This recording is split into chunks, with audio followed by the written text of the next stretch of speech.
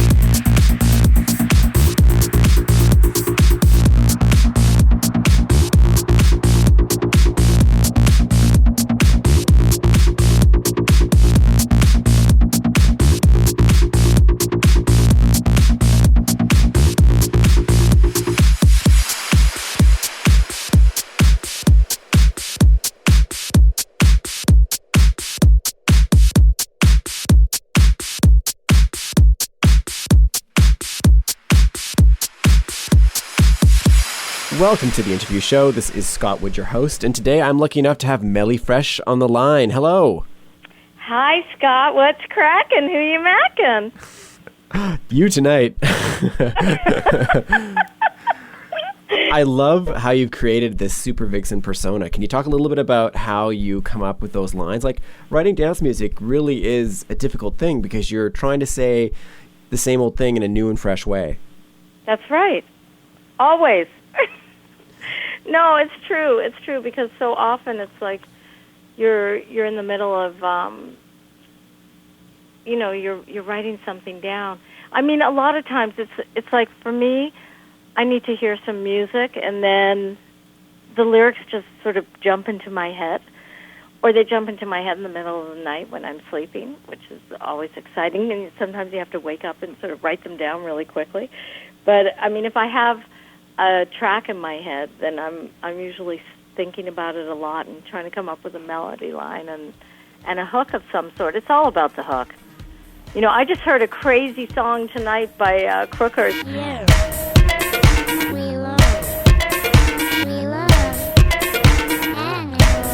Called We Like Animals or something.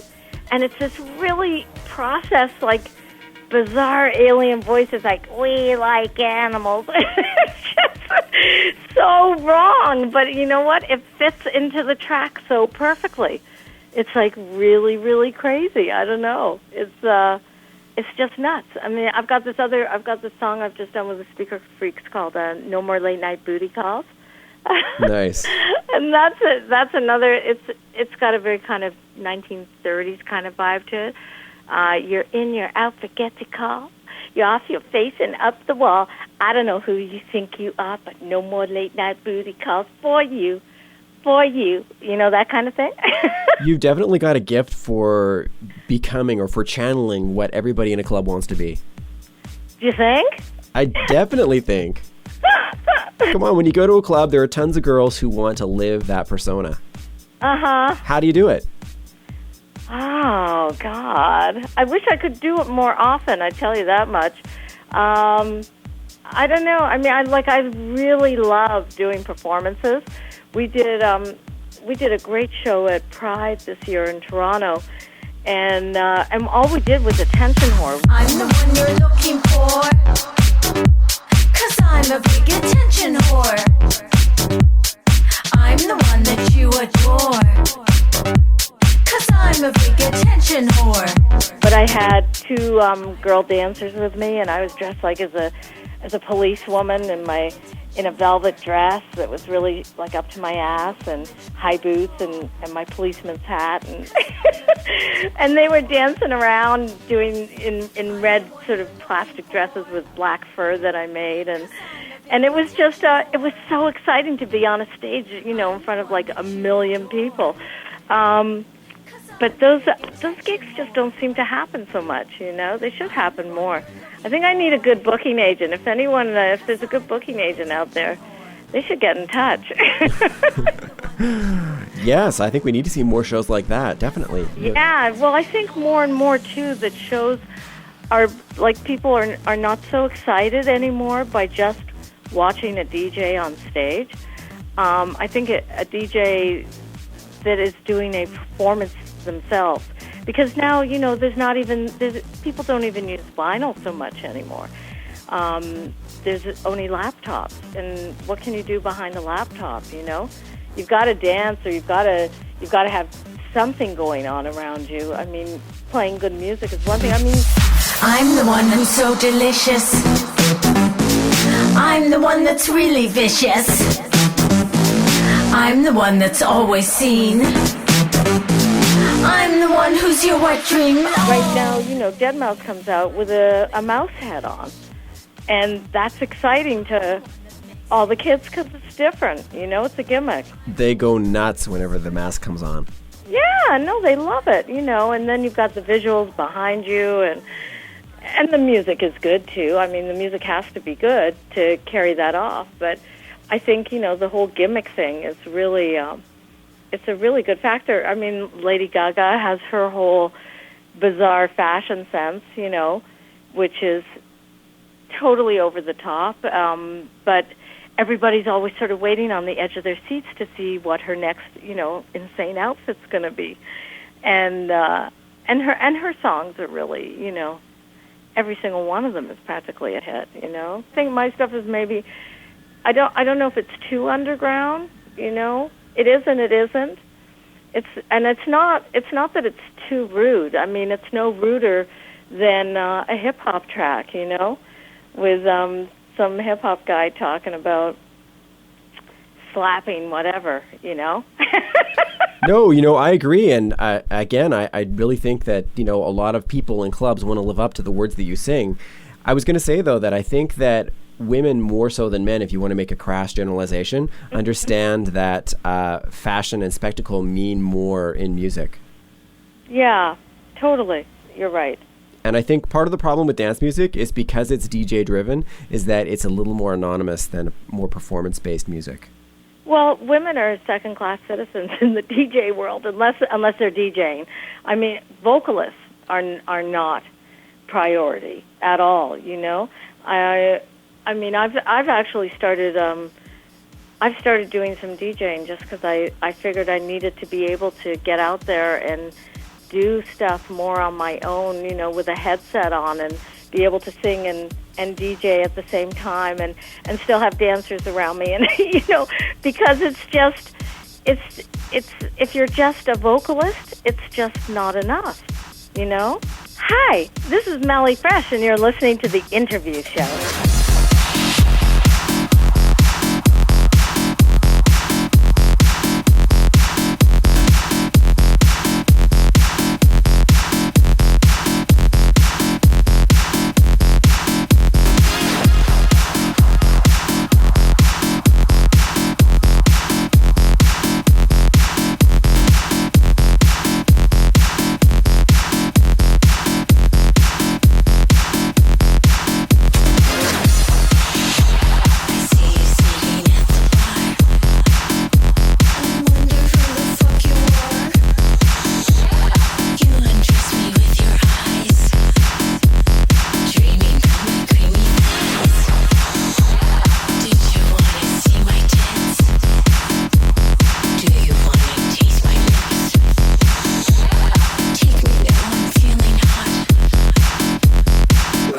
Here on the spot. Throw me down on the bar. Should we do it in the car? You're so naughty, I'm so nice. Maybe we should do it twice. I don't even know your name. You don't even know my name. I know you wanna hear those screams. You're the one that's in my dreams.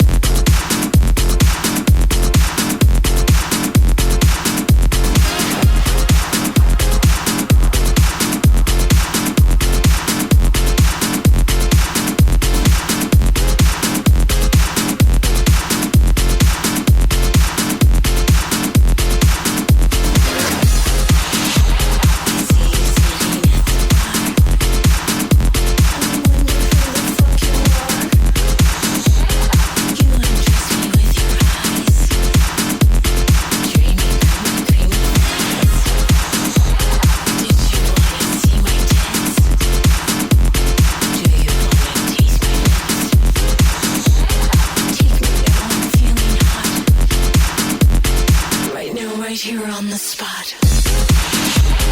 Throw me down on the bar. Should we do it in the car? You're so naughty, I'm so nice. Maybe we should do it twice. I don't even know your name. You don't even know my name. I know you wanna hear those screams, 'cause you're the one that's in my dreams.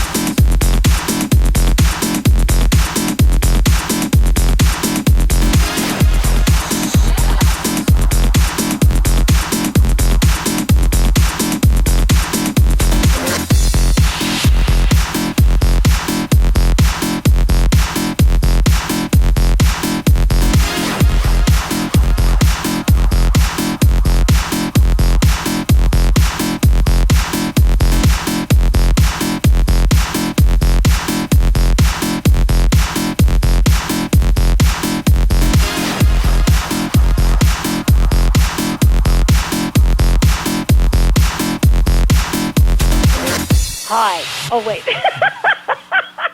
Okay. Hi. Hi. It's not a thingamajig. It's a thingamadooey. Okay. Hi. This is Baby Tugs. Well, not really. It's MelleFresh, and you're listening to the interview show. Yeah. So the one thing that I loved when I was reading about you is that I found out that, of course, you were the voice of two of the Care Bears, Cheer Bear and Baby Tugs. Uh-huh. And it's a nice dichotomy with your sort of super vixen dance vocals. That should be my new one, right? Super Vixen Dance Mogul. I like that one. You are. So you can vacillate between super vixen and, Cuddlepuss. So Exactly. Not only that, I was a boy bear and a girl bear. So you've got that sort of transvestite thing going on, or transsexual. It's more of it being a transsexual. And that's why I fit in really good at Pride, because I am always considered myself to be like a drag queen trapped in a female's body. When was the last time you were asked to inappropriately voice a Care Bear? To inappropriately voice a Care Bear? I have. You know what? I did get a call from some guy on the internet that asked me if I would do some voices for him, as using sort of Care Bear voices. And I said, well, do you have a script? And he sent me the script, and it was really raunchy. And I was like, I thought about it, and I thought, you know what? I can't do this, because even though, I'm not signed to a lifetime contract with the Care Bears or anything, but I think if anybody heard those voices and they heard them saying like super rude stuff, it might get back to the sponsors, those characters in Cleveland, and they might get a little bit upset. I was busted a couple of years ago in my pink car. I had a pink car that was totally decorated with jewels of Baghdad and bowling trophies and all kinds of stuff, and a policeman stopped me as I was driving my car as a convertible, shocking pink, and told me that I had to take my car off the road, that it was a danger to pedestrians. I could impale them with my bowling trophies. And it was like, what are you talking about? I mean, it's like, it's fine. They're plastic. It's not going to hurt anyone. Anyhow, this little thing that happened ended up being on the front page of our newspaper, the national newspaper, The Sun, and it was right across Canada. I had every single news channel in my driveway that came, and the headline was, Care Bear gets busted. which was really funny. And I had the guys at Nelvana who did Care Bears called me, and they were like, "Stop using the Care Bear name." And I was like, "I'm not. I swear I am not using the Care Bear name." Like, they found me. They found out I was a Care Bear.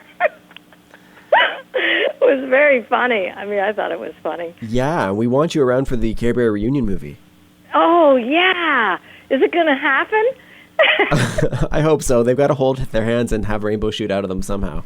Really? Or maybe I can do a Care Bear house track, you know? Care Bear stare. I don't know why someone hasn't done that. I think that's your next idea. I think you've got to do some sort of Care Bears dance track. Well, after I heard this track by Crookers. Yeah.